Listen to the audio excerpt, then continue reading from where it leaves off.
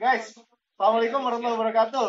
Sorry nih ya, gue lagi main-main. Gue dikasih puzzle sama teman gue dikasih challenge untuk bikin bujur sangkar dari gampang sih 4 potong doang ya. Terus dia bilang kalau sampai gue nggak bisa, gue kalah sama anaknya yang masih SD. Wah, malu juga gue. Gue coba dulu ya. Ini ada 4 nih, 1 nih yang gede, ada 2, 3, 4. Gue masih bikin bujur sangkar. Tahu kan ya, bujur sangkar itu persegi panjang yang 4 sisinya sama. Gue cobain ya, gue cobain. Ini kayaknya ini bisa. Nah, dikit lagi nih. Jago kan gue kan? Singkat banget gue bisa. Gue pengen bilang sama dia, bro, gue berhasil. Berarti gue gak kalah sama anak SD. Apa? Buset weh. Dia bilang challenge-nya belum selesai guys.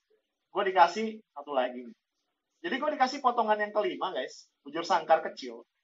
Dan tugas gue adalah bikin bujur sangkar baru yang lebih gede. Terdiri dari 5 potong puzzle. Syaratnya apa? Syaratnya bujur sangkar baru tadi itu nggak boleh numpuk, misalnya kayak gini gitu nggak boleh ya.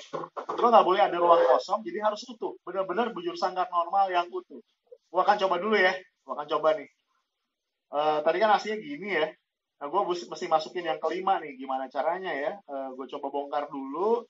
Gue masukin yang kecil. Enggak. Gue coba gini. Di sini ya gimana ya? Balik lagi dia. Mungkin gini ya, mungkin gini. Terus gue, aduh, berantakan ya.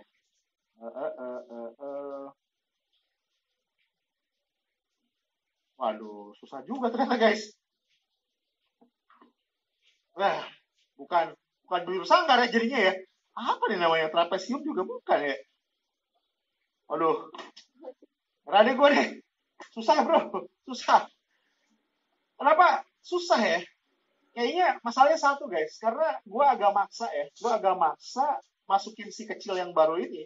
Tapi yang lama tadi gue tetap nyoba berorientasi sama yang sebelumnya nih. Bujur sangkar yang awal gitu ya. Jadinya susah. Nah, guys, sebenarnya kalau kita pikir-pikir, nih kesah gue pikir-pikir ya. Sering juga loh dalam hidup kita ngadepin masalah yang sama. Jadi gini, kita dapat challenge baru ya. Kita dapat challenge baru, dapat masalah baru gitu ya. Yang sebenarnya belum pernah kita hadapi sebelumnya gitu ya. Nah, cuma karena kita pernah punya success story gitu guys. Akhirnya apa? Kita terpaku sama pola-pola lama yang pernah kita pakai gitu. Kita sering banget bilang, biasanya gue gini, dulu gue gitu.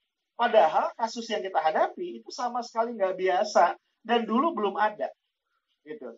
Dan sayangnya kita sering banget tadi maksa pakai formula-formula sukses masa lalu. Kalau gue tuh suka ini ya, suka ngeledek ya lagu. Kita dulu tahu ya, kita punya lagu apa? Nenek moyangku orang pelaut gitu ya. Jadi kita bangga banget sama nenek moyang kita yang orang pelaut. Boleh sih, tapi jangan lupa ya, sekarang nih dunia udah berubah gitu loh ya. Yang menguasai dunia adalah para apa? Para jagoan digital gitu kan. Betul nggak sih? Jadi mungkin para pelaut ini udah nggak terlalu relevan lagi hari ini. Kita butuh orang-orang yang jago di bidang yang berbeda. Tadi itu, para jago di bidang digital. Ini contoh aja gitu guys. Nah, oleh karenanya, gue mau coba lagi nih. Gue akan hilangin mindset yang tadi. Gue akan lupain keberhasilan bujur sangkar gue yang semula. Dan gue akan bikin dengan cara yang baru. Bismillah. Ya kan? Oke, lupain yang lama. Gue akan coba sekarang ini. Kalau tadi kan gini ya. Sekarang gue coba gue ketemuin nama ini. Terus gini. Nah, yang ini gue coba taruh di sini ya. Pas juga ternyata. Mudah-mudahan yang sepotong lagi nih. Yang sepotong lagi bisa pas. Yeay, guys. Gue berhasil, guys. Gue bisa bikin bujur sangkar yang baru. Ya, ternyata kuncinya bener ya, seperti gue bilang tadi. Kalau kita lihat nih, gue pisahin ya. Ini kan potongan utama ya. Di bujur sangkar yang lama, dia masuk nih guys, kayak gini. Kalau gue ngotot dengan formula ini, maka gue gak akan pernah berhasil sampai menjelang hari kiamat. Ya, gue baru bisa berhasil ketika gue mau mengubah ini menjadi begini. Ya, jadi dia sekarang punggungannya kayak gitu ya. Terus nih gue masukin ke sini dan ini gue taruh di sini. So,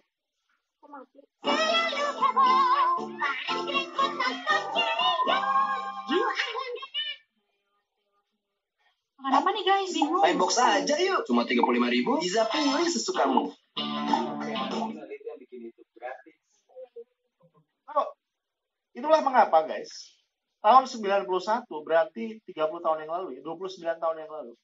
Itu Peter Drucker. Gue sering nyebutnya Eyang Drucker. Eyang ya, karena udah tua ya. Dia bilang gini, the greatest danger in times of turbulence is not the turbulence. It is to act with yesterday's logic. Ya, ngerti kan maksudnya ya?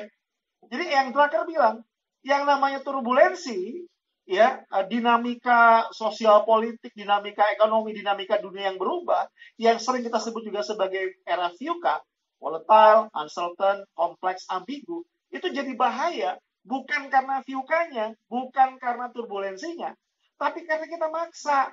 Maksa apa? Menghadapi situasi yang baru, menghadapi challenge baru, menghadapi masalah baru dengan paradigma kemarin, dengan mindset yang lama. Akhirnya kita maksa dipas-pasin. Coba kita lihat deh.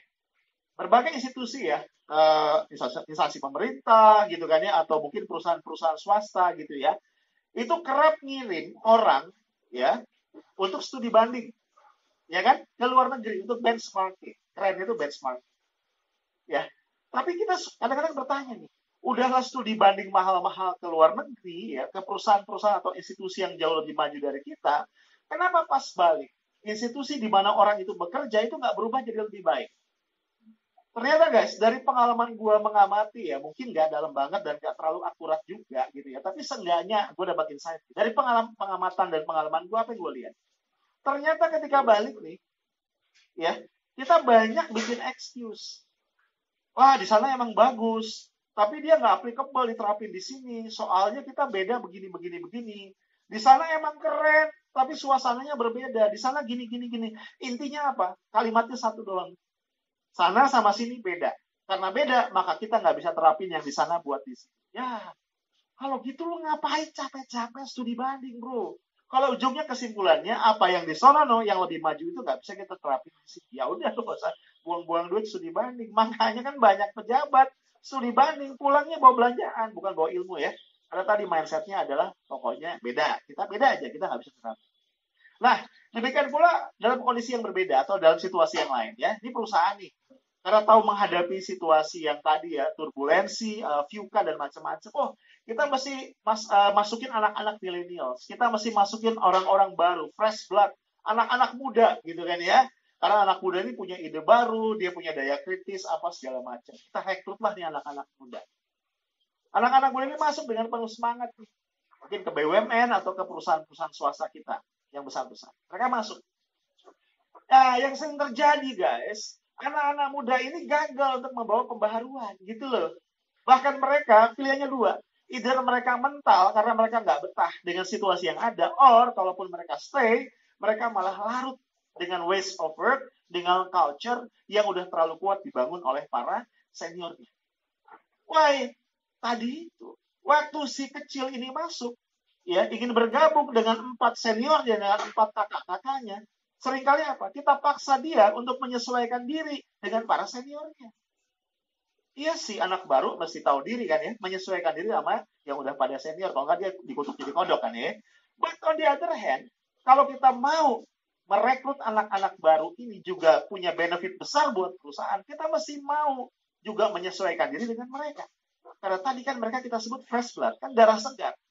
Buat apa kalau dia tidak kita manfaatkan membawa perspektif baru bagi perusahaan atau organisasi kita? Jadi sekali lagi kita juga mesti adjust, kita mesti menyesuaikan diri. Bukan cuma si kecil yang baru ini yang kita minta adjust atau menyesuaikan diri. Nah guys, inilah yang seringkali menghambat perubahan. Jadi kalau perusahaan Anda, perusahaan kalian nih guys, kalian misalnya punya perusahaan gitu atau organisasi atau apapun. Gue bukan cuma ngomong buat para eksekutif ya. Lu semua nih mahasiswa yang jadi ketua BEM atau apa misalnya. Jadi intinya kalau lu ngurus organisasi, bisa perusahaan atau bukan. Kalau lu ngerasa kenapa ya ini kok kayak jalan di tempat, susah banget disuruh berubah gitu kan ya. Padahal theoretically kita sepakat yang abadi di dunia ini cuma perubahan. Tapi kok kayaknya susah banget buat diajak berubah.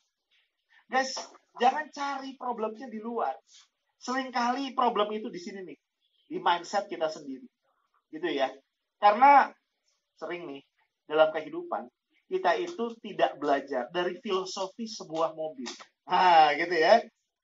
Lu bisa nyetir kan? Punya mobil kan di rumah kan ya? Nah, lihatlah mobil lu. Apapun mereknya, seberapa unik dan antik mobil lu pasti akan menemukan bahwa kaca depan mobil lu itu jauh lebih gede dari kaca spion. Ya kan? Lu gak akan nemuin mobil ya spionnya lebih gede dari kaca depannya. Gak bakal, bro. Ya kan? Itu sih, kalau spion segede gitu tuh bukan mobil, tuh gajah. Itu kopinya gajah gitu ya. Nah, kenapa spion itu kecil, kaca depan itu gede? Ya, kita lihat fungsinya. Ya, spion itu guys, buat ngelihat masa lalu. Bener nggak? Untuk ngelihat jalan yang udah kita lewatin. Sementara, kaca depan, buat ngelihat masa depan, jalan yang di depan lu. Mohon maaf nih, cuman supir yang goblok. Ya. Yang dia lagi nyetir, dia mantengin lihat spion terus bro. Nabrak. Celaka dia akan mencelakakan orang lain. Kita fokusnya kemana? Kaca depan kan? Lihat jalan yang kita mau lewatin, yang kita mau jalani, gitu ya.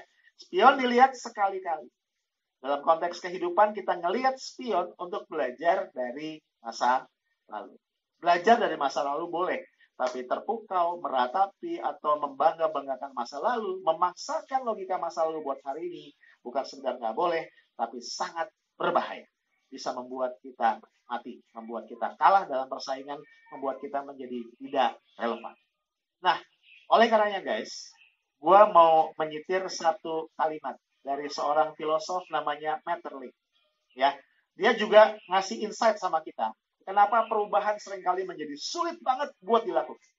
Dia bilang gini, at every crossroad, on the path that leads to the future, tradition has placed 10,000 men to guard the past. Keren banget ya. Di setiap persimpangan jalan, yang kalau aja kita berani ngelangkah 1-2 langkah ke depan ya, kita akan sampai ke masa depan. Itu kita biasanya terpaku dan gagal. Kita kayak freeze gitu. Why?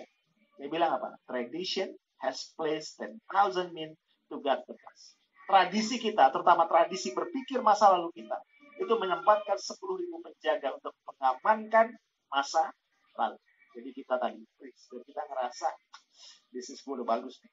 Gitu ya. Nah, guys, dalam setiap aspek kehidupan, mindset yang beku ini bahaya banget, gitu ya. Karena tadi dunia terus berubah dan isunya cuma satu. Manusia, orang ya, yang relevan, yang tetap bisa jaga relevansi. Organisasi yang bisa tetap relevan dengan kondisi yang berubah itu, dia akan survive. Tapi orang atau organisasi yang kehilangan relevansinya, tinggal menunggu waktu, dia akan mati. Nah, karena masih COVID, masih pandemi, boleh dong ya, gue ngaitin dikit ocehan gue tadi dengan kondisi sekarang. Guys, gue kaget. Teman-teman gue itu share video, ya kan? Yang ngegambarin apa? Beberapa mall di Jakarta udah buka. Ya. Berjubel orangnya. Ini orang kayak apa ya? Kayak lepas dari kurungan gitu ya. Kita dikurung 3 bulan ya. Stay at home gitu kan. Ngajedok di imah gitu kan. Kalau orang Sunda ya. Kita kayak dilepas dari kandang gitu ya. Dari kerangkeng. Terus berbondong-bondong ke mall. Gila gue bilang. Gitu ya. Yang beda cuman sekarang kita pakai masker. Berdesak-desakannya sama. Padatnya sama. Wih luar biasa. Udah lupain deh. Gak ada social distancing. Itu gak ada physical distancing. Bro. Gue cuma pengen ngomong. New normal itu ada kata new di depan. Jadi jangan mimpi kita akan kembali kepada situasi normal sebelum COVID. Setidak-tidaknya sampai vaksin ditemukan. Dan gue yakin kalaupun ada vaksin, tetap gaya hidup kita harus diubah. Karena udah ada virus tadi yang namanya COVID. Yang akan lama banget bersama kita. Jadi maksudnya virus COVID ini dari sononya udah bahaya banget ya. Bahkan nih ada beberapa pakar yang nggak tahu ya nakutin apa bener ya. Dia bilang ini si virus ini sudah bermutasi sedemikian rupa ya kan. Ya, namanya virus itu kan memang gampang banget bermutasi. Sudah bermutasi sedemikian rupa sehingga katanya 10 kali lebih ganas ketimbang pertama kali dia muncul tahun 2019 yang lalu. Kurang ajar si virus ya. Nah, guys, si COVID ini udah bahaya banget gitu loh. So dia akan tambah bahaya kalau kita menghadapi dia dengan logika yang kemarin-kemarin, dengan logika, dengan paradigma, dengan mindset kehidupan sebelum dia hadir. Itu aja guys. Stay tough, smart, and professional. Assalamualaikum warahmatullahi wabarakatuh.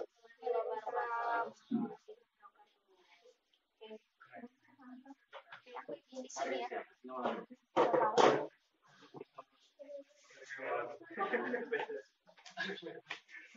Oke. Arif melon. Sudah mulai buat dia. Oke, bismillahirrahmanirrahim. Assalamualaikum warahmatullahi wabarakatuh. Sebelum saya menjelaskan, kita ini dulu ya. Kalau misalnya semangat pagi, jawabnya semangat. Enggak. Ya enggak kan. Ini nih nyambung soalnya ini tuh prolognya dulu, guys. Tenang. Iya. Ini grogi. Grogi gitu, tapi ya kan biasa ya kalau misalnya grogi itu awal-awalnya harus cair dulu kan ya.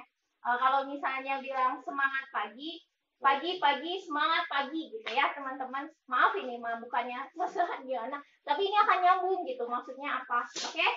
Oke ya ini yang keras aja ini mah. Maaf ya. Oke, semangat pagi semangat pagi semangat pagi. Iya gitu. Udah kata-katanya gimana? Pagi pegang.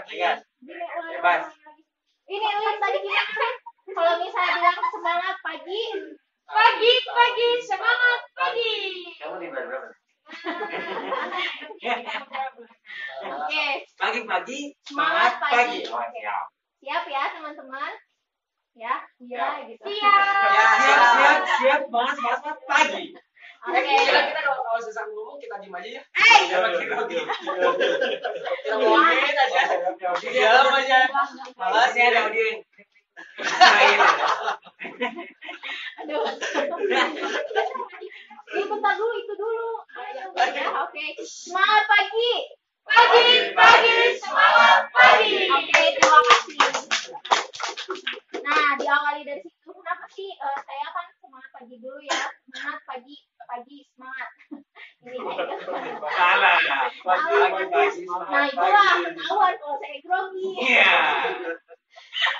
Nah, kenapa sih? Karena itu berawal dari mindset. Apapun yang kita akan lakukan, kita itu sebelum kita misalnya menemui orang atau misalnya kita ingin melakukan suatu aktivitas, kita itu harus memiliki mindset yang kalau misalnya kita itu akan semangat pagi ini. Kita itu akan, kalau misalnya saya biasa ngajar ya, kalau misalnya saya ngajar itu, kalau misalnya kan ngajar SMK bisa, aku luar biasa. Pokoknya harus diawali dengan kata-kata mindset kalau aku ini bisa, kenapa? Aku ini bisa. Nah, terus. Apa gunanya ada kamera HP? Nah, kenapa sih? Karena itu berawal dari mindset. Kenapa? Semua itu akan berawal dari mindset. Mindset itu akan langsung ke tindakan. Begitupun sesuai dengan yang video tadi. Video tadi itu nyambung sama yang akan kita lakukan setiap harinya. Tadi itu kan mindset lama dengan mindset yang masa depan ya. Kalau misalnya kita ingin memiliki satu pasti ini semua orang ini pernah ngerasain yang namanya kegagalan, tapi dia itu berhasil. Aduh, kayak malu ya aku. Bener ini. Nah, misalnya gini deh. Mindset kita di awal tadi kan contoh yang bujur sangkar ya. Bujur sangkar. Kita itu sebenarnya punya mimpi yang sama punya satu tujuan. Kalau yang tadi di video ini adalah tujuannya adalah bujur sangkar. Nah, anggaplah si bujur sangkar itu adalah suatu mimpi kita, mimpi yang memang kita ingin capai. Tapi di suatu jalan, di perjalanan kita, selama proses kita itu sedang mengalami kegagalan. Nah, gimana sih caranya supaya kita bisa mencapai mimpi kita itu? Tadi ya, aku jadi grogi. Masuk ke tanah, San. Gali, masuk ke tanah, hilang. Aduh, tuh kalau diliatin kayak gini tuh jadi buya. Jangan dilihatin.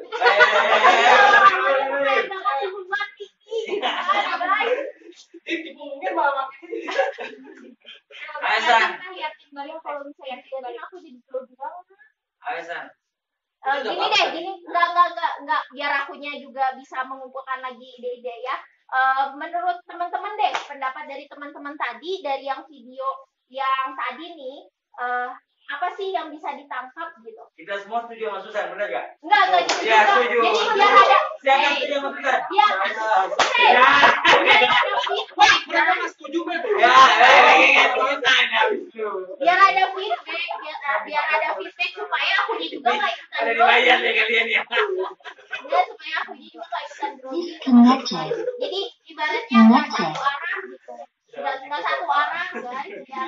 Ya kayak gitu ya. Biar nggak satu arah. Ya, oke. Saya dulu ya. Ya boleh. Ya. Dibayar nggak Pak? Itu makanan sebelah bawah, jalan Oh, sebelah iya. bawah ya. Oke. Ya.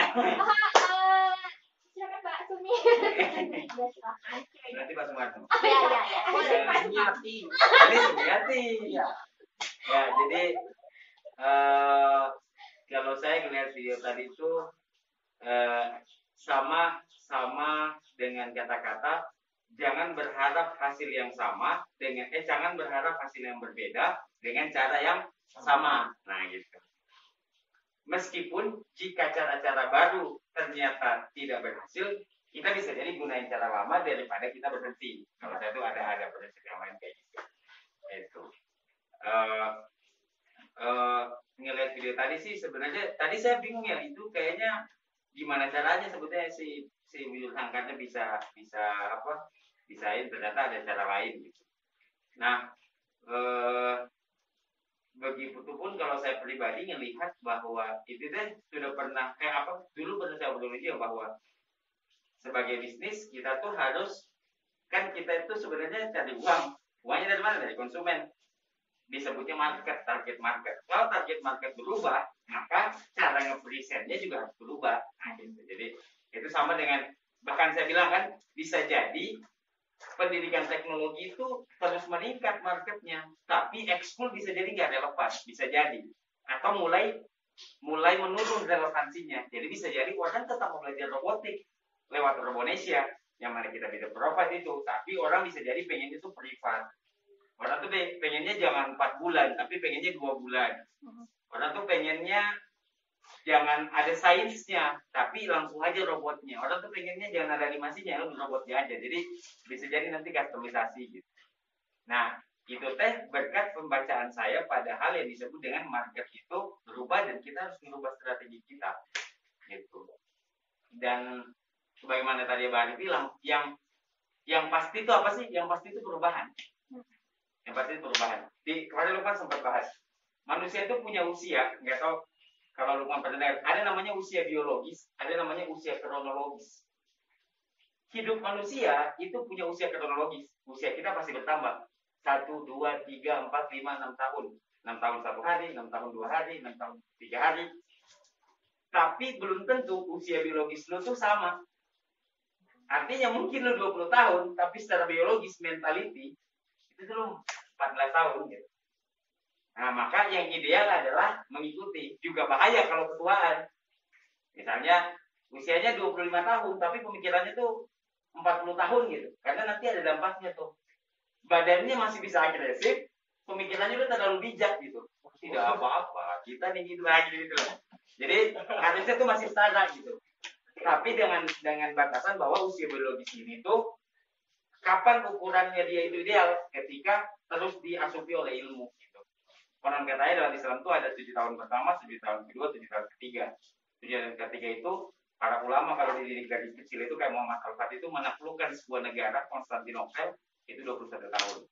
Dan jika seorang anak muslim itu dididik sampai usia 21 tahun, harusnya itu bisa menaklukkan negara. 21 tahun itu harusnya impact-nya itu ya. Harusnya. Itu sama. Oke, sip, mantap kan ya. Oke, ada lagi nggak yang lain? Nggak ada yang bantuin, ayo deh.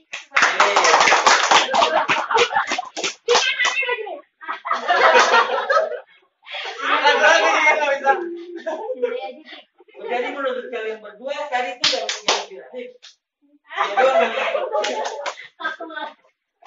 Mau bingung mau ngomong iya atau tidak gitu kan? Lanjut. Cukup 1 kali Lisan untuk lu udah. Iya sih memang. Iya udah masa Oke. nanti jadi. Enggak, kalau aku tuh biar nggak terlalu aku doang banyak yang ngomongnya. Nah, kan boleh jadi orang yang berbeda kan dengan cara mindset yang berbeda. Ya, Nah, ini tuh bisa jadi maksudnya adalah praktek gitu kan. Di sini belum ada pembicara yang dibenci. Nah, bisa lu ada pembicara yang dibenci. Kan beda kan? Kalau dulu gimana? Dibenci banget. Ya.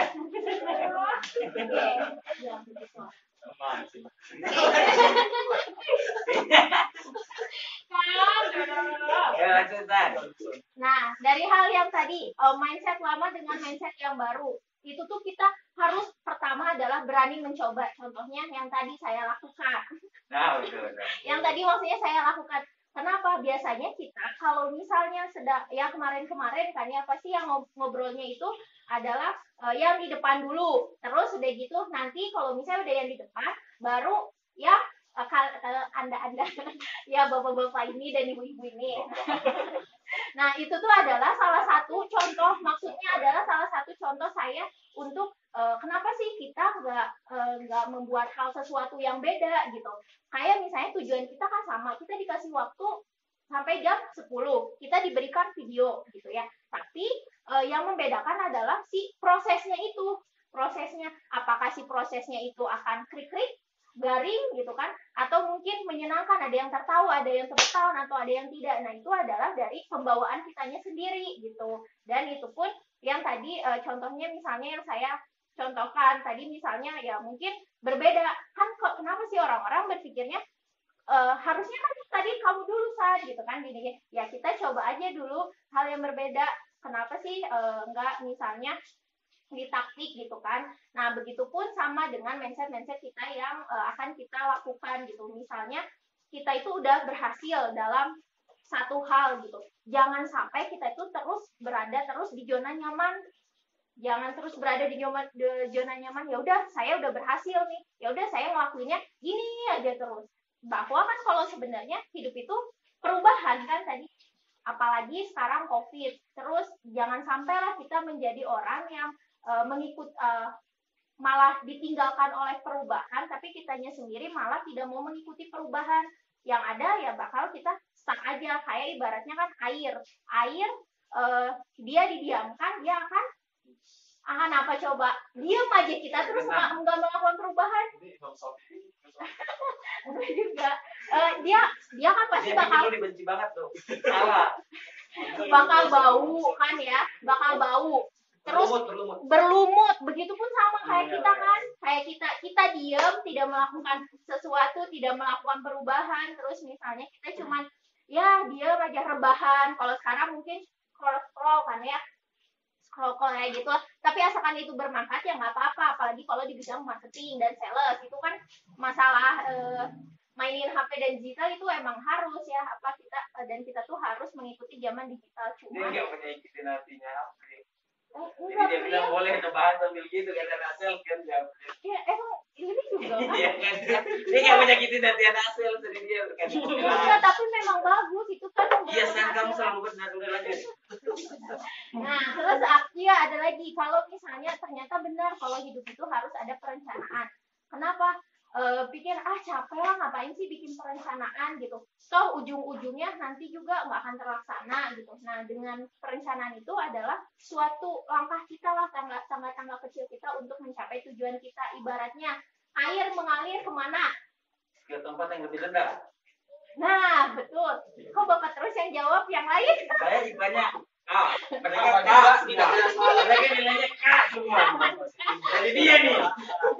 Tidak selalu ya air itu mengalir dari tempat tinggi ke bawah. Tapi natural. Bisa juga dari tempat bawah ke tinggi. Oh, gimana caranya? Iya, itu kan kalau ada tekanan bisa. Bahkan air gunung itu dari bawah, bro. Saya sih nggak setuju nih. Luar biasa sekali Bapak. Oke, sip, mantap. Yang benar itu adalah air itu mengalir dari sini sampai jauh. Rucika. Mana lu? Oke,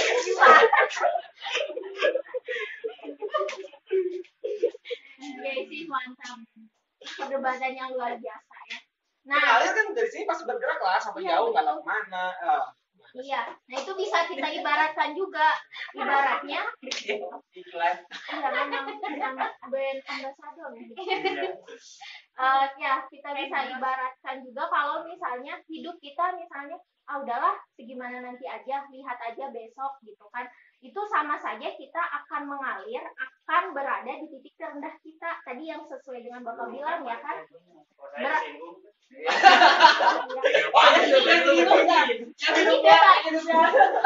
Kita kan harus ada perbedaan dengan versi terbaik kita kan. Gak apa-apa, Amin dengan caranya seperti itu. Memuaskan semua orang mau. Coba dengerin Amin dong. Ya, Amin kan nyantai kayak gitu. Saya juga sebenarnya pengen, tapi kalau saya kayak gimana gitu. Jadi Amin salah nih? Enggak juga. Kan kita dengerin dulu. Tidak harus semuanya sama.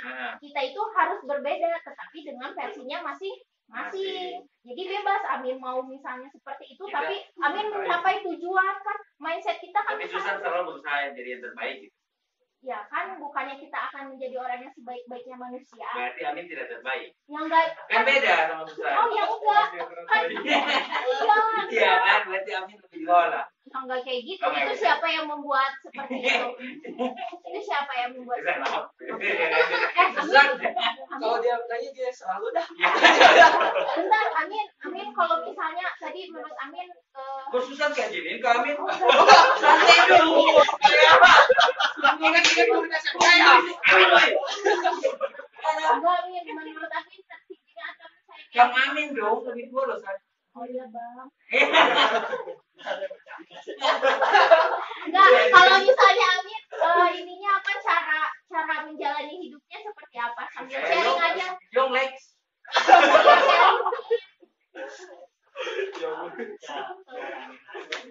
Ya oke. Nah jalannya tapi kalau misalnya dianya sukses itu kan patut berarti ada hal-hal yang Lu sebenarnya bertanya kan kesuksesan Amin. diam dulu. Nah itu tuh Ayo lagi bikin saya. Ya lanjut. diam dulu Bang. Hargai orang yang di depan. Oh iya. Udah kasih ngelawiin orang. Dia memang Oh iya. Mas saya men. Kacang. Enggak lanjut.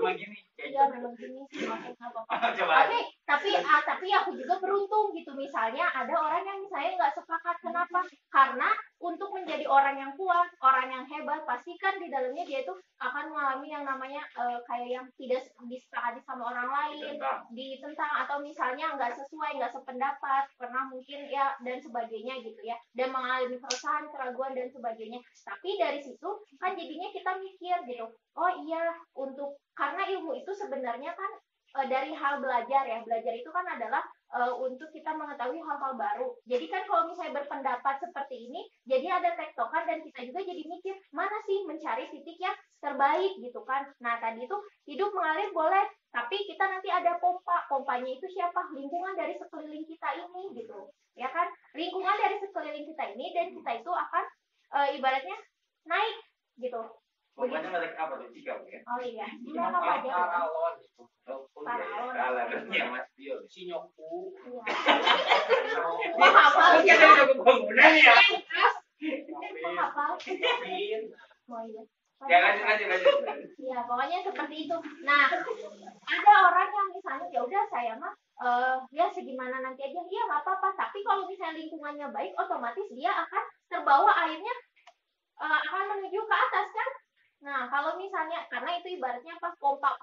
Jadi, lingkungan kita, ilmu kita, apa yang kita pelajari, itu adalah pompa. Tapi dia membawakan sesuatu jalanan hidupnya teh, ya enak gitu pembawaannya. Tapi ada juga kan pembawaan orang yang memang dianya tuh rusuh lah ibaratnya. Ini harus gini. Dulu lihat saya sih. Ya, kita kan bisa membandingkan. Iya, aduh. Di sini kan kita sama-sama belajar untuk mencari yang benarnya gitu kan. Di sini kan ibaratnya kita itu adalah seorang ibaratnya pulpen kehidupan lah. Ya kan, pulpen kehidupan maksudnya apa? Pulpen kehidupan sebenarnya kita udah dalam keadaan kita ini baik gitu, tapi karena udah dimasuki sama lingkungan, ke distract dan sebagainya gitu, kita itu akan mencari yang mana yang terbenar. Ibaratnya bumi ini adalah si lembaran bukunya gitu. Jadi kita ini sedang mengukir kisah kita, catatan ya. Ya pokoknya seperti itu, catatan, dan akhirnya yang ujung-ujungnya kita itu nanti bakal mempunyai buku, namanya buku apa? Buku kisah kita gitu, kisah dari kita itu, oh lembaran yang kemarin saya kisahnya ini loh, itu tuh udah hasil dari ya tapak-tapak kaki kita lah, ukiran-ukiran kita. Nah nanti tuh dilihat, oh dulu saya pernah kayak gini, oh hasilnya seperti ini. Nah itu tuh yang misalnya sedang kita lakukan. Jadi teman-teman kalau misalnya sedang melakukan kegagalan misalnya, atau ya lagi masalah resah, bingung, yang zaman sekarang lah, pasti zaman kuliah itu yang namanya insecure, quarter life crisis gitu kan, bingung ke depannya akan seperti apa. Karena kenapa? Karena kalian itu sedang berada di orang yang lingkungannya berbeda-beda dan udah memiliki misi dan visi yang memang udah fokus gitu tujuannya. Nah kita tuh sekarang lagi cemplung ke situ. Kalau misalnya kenapa waktu pas SMP, SMA kita itu masih ngerasa biasa aja, yang penting mah ngerjain aja soal ranking, nilai bagus, udah cukup, tapi nggak ada pemikiran kritis yang lain. Karena ya dia lingkungannya cuma ada di situ-situ aja. Tapi kalau misalnya kita udah kerja nih, terus udah dengan ketemu sama orang-orang banyak, pasti bakal yang namanya ngerasain insecure, terus bingung ini harus kayak gimana, keresahan dan sebagainya. Nah tapi itu tuh adalah ibaratnya bumbu-bumbunya, bumbu-bumbu kita untuk nanti kalau misalnya kita berhasil, kita bisa menceritakannya dengan sesuai dengan pengalaman kita. Jadi ibaratnya memang benar, kita jangan takut gagal, karena ya kegagalan itu adalah cerita inspirasi kita saat kita berhasil gitu teman-teman. Dan terakhir, pokoknya intinya nggak apa-apa, jangan takut untuk merasa berbeda gitu ya, dan jangan takut untuk mencoba, lakukan aja selama itu benar dari ilmu yang memang sudah kita miliki, dan jadilah versi terbaik teman-teman, karena dengan versi terbaik teman-teman disatukan akan menjadi sesuatu hal yang besar. Terima kasih, sekian dari saya. Ada pendapat?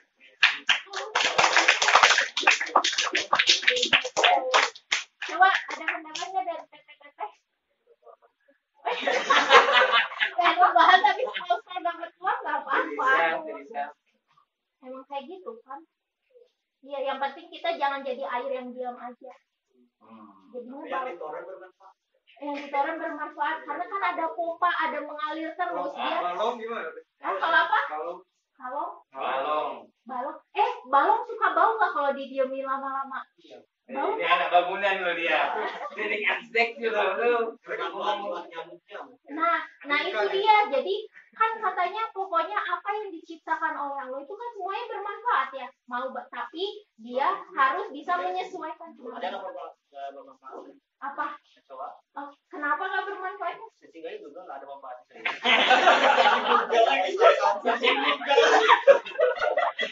Lalat juga bermanfaat tahu, tapi ya kita nggak tahu manfaatnya apa. Berarti harus belajar dulu, harus tahu ilmunya gitu. Iya sih benar, bisa.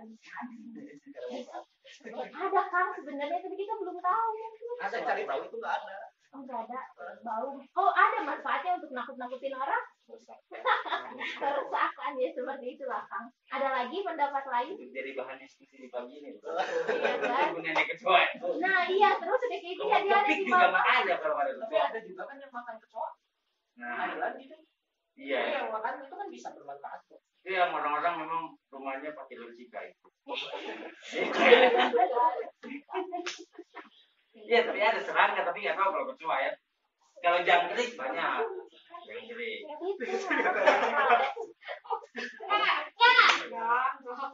Kang Dodo, apa ada pendapat? Lilin nggak tahu. TV lu cuma ada lihat-lihat iya. Kita kan anak kosan nggak nonton TV ya.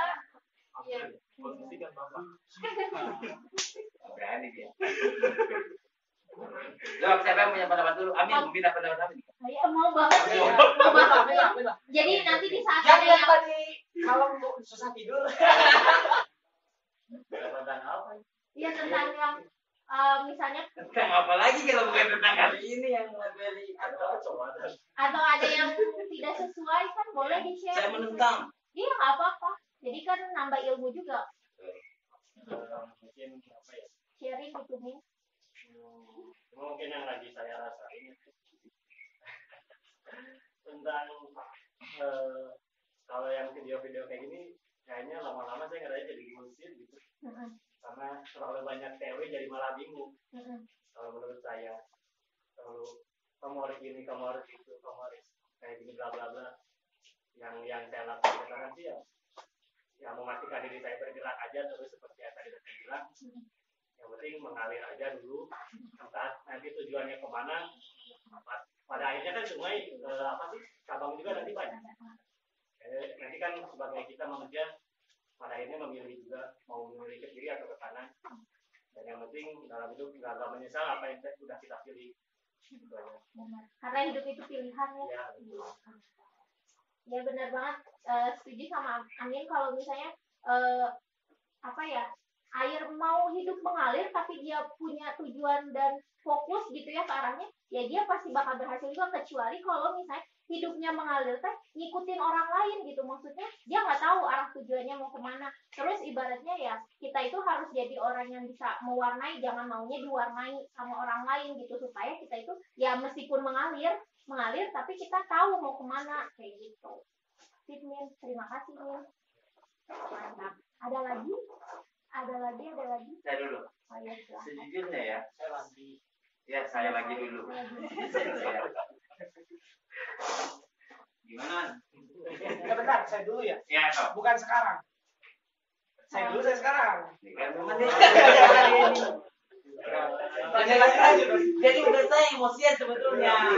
Kurang. Dia ini yang memang kurang. Indomie kurang.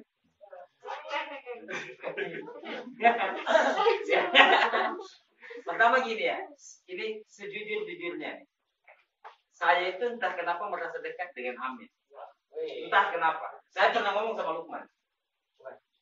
Pernah saya bilang, saya tuh punya pandangan. Entah kenapa saya kan, mungkin salah karena dia ngomong sama Panji, saya juga ngomong sama Panji. Tapi saya tuh makanya setiap kata-kata Amin itu selalu mengganggu pikiran saya. Iya beneran nih, saya mah jujur gitu, ada terbuka rakyat. Termasuk Amin tuh sudah memberikan bahwa mungkin dia ada pilihan lain selain di kita dan sebagainya. Dan saya oke karena saya melihat sebagai manusia gitu. Termasuk kata-kata yang tadi gitu. Sejujurnya saya bertentangan dengan apa yang Amin bilang gitu. Tapi ada benang merah yang sama bahwa sebagaimana saya bilang tadi itu, ketika Amin bilang saya tuh ngerasa ini bullshit gitu. Bagi saya ini sangat berharga. Yang jadi benang merah adalah Amin tidak boleh menginginkan keberhasilan saya nanti, dan saya tidak boleh menginginkan apa yang keberhasilan Amin. Kebayang. Jadi Amin tuh nggak boleh, juga haram hukumnya. Amin menginginkan saya pengen punya kayak gini gitu. Karena jalannya beda yang lu pilih gitu. Begitupun saya nggak boleh kayak enaknya jadi Amin santai gitu. Nggak boleh saya, karena saya sudah memilih untuk jalan yang lain gitu. Jalan yang berbeda gitu. Jadi saya ngeliatnya kayak gitu. Kalau ternyata who knows, siapa tahu suatu saat akhirnya saya pun ada di pemikiran Amin, atau sebaliknya Amin ada di pemikiran saya, atau ternyata ada pemikiran di tengah-tengah kita ini yang lebih balance gitu. Misalnya kerja keras iya, tapi Sabtu hiking misalnya kan, bisa jadi kan. Misalnya kasar gitu. Ini contoh kalau ada gitu ya. Jadi Kenapa kalian lihat saya? ya tahu ya. Menurut saya sih itu ya, maksudnya poin itu maksudnya termasuk saya tipe orang yang saya percaya gini, saya punya prinsip baru. Kayak baru tadi saya dalam prinsip saya tuh entah kenapa obrolan pagi ini seru banget, tapi jangan ditiru karena di mobil saya. Nah, Ya nggak bisa bro. Kamu di mobil saya. Nah, belum. bisa lo pakai gini. Bisa pakai apa? Baru nelpon. Nah, ini kan Kalau di mobil nggak apa-apa. ini lu terkumpul dan bubur sangkarnya ini. Salah ini gini. Ya kan? Mindsetnya masih. Kalau di Grab kan jadi penumpang.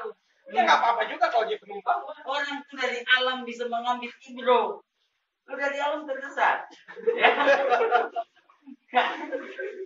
Tapi saya menunggu cerita itu man ya. Mindset yang ceritain.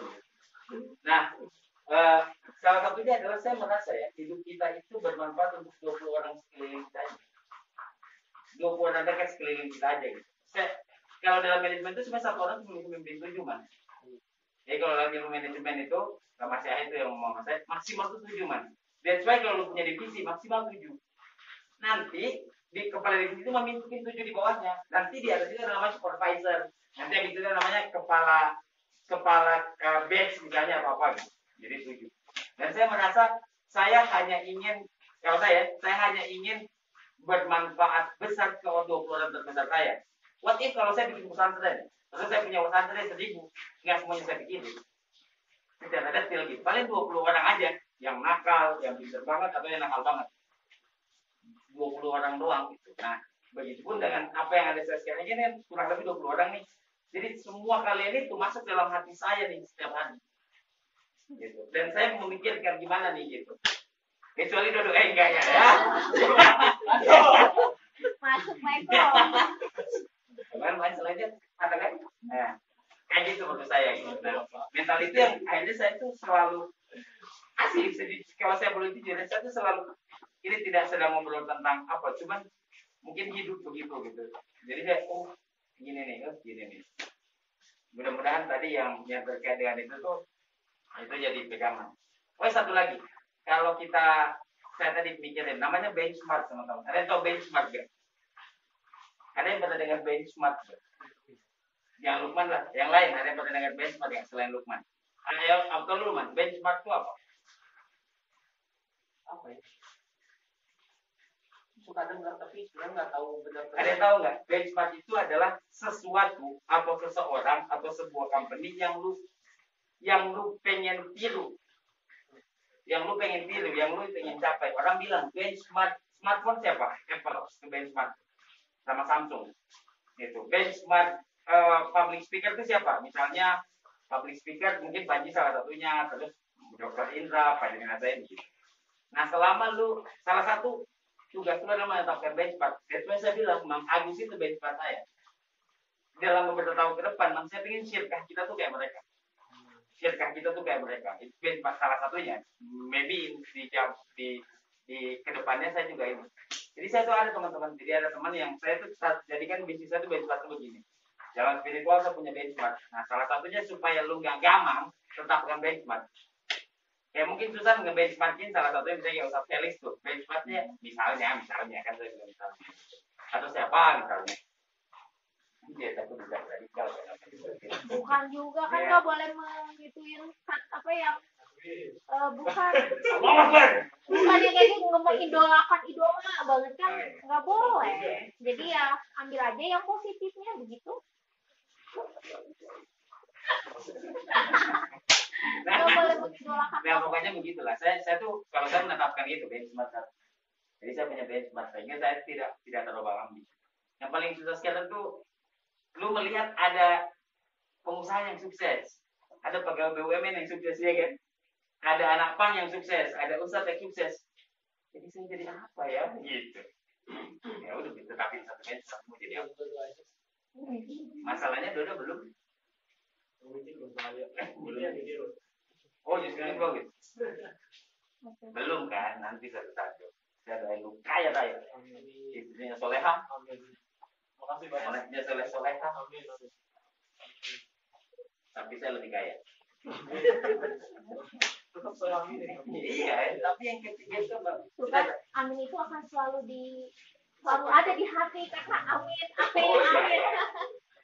Jadi waktu saya tadi amin selalu di hati saya itu amin itu berarti bukan dia. Amin. Di gereja pun ada ya. Pada Tuhan, amin. Oh iyalah. Oke, ada lagi udah ya? Udah 10. Iya memang. Ya udah.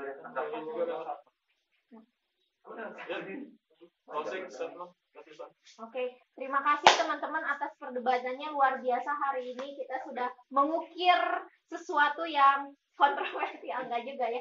Jadi maksudnya ya jadi intinya ya kalian bisa jadi versi terbaik kalian dengan cara yang berbeda. Ya, karena apapun yang sekarang kalian lakukan, suatu saat itu kan kalian akan menghadapi banyak orang. Banyak orang itu akan berbeda-beda karakter dan sifatnya. Nah, dari sini kita sama-sama belajar untuk bagaimana sih kalau misalnya ada orang yang sikapnya seperti ini, karakternya seperti ini, kita harus menyikapinya seperti apa supaya kita itu bisa masuk dan masuk ke dalam itu, dan supaya kita itu bisa mencapai tujuannya. Jadi bisa jadi itulah yang dinamakan dengan dewasa, bisa menyikapi segala hal yang kita hadapi saat ini. Terima kasih. Wassalamualaikum warahmatullahi wabarakatuh.